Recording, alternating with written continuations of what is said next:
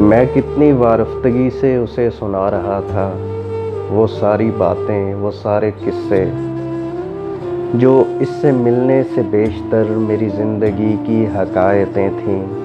मैं कह रहा था कि और भी लोग थे जिन्हें मेरी आरज़ू थी, मेरी तलब थी कि जिनसे मेरी मोहब्बतों का रहा ताल्लुक़, कि जिनकी मुझ पर अनायतें थीं।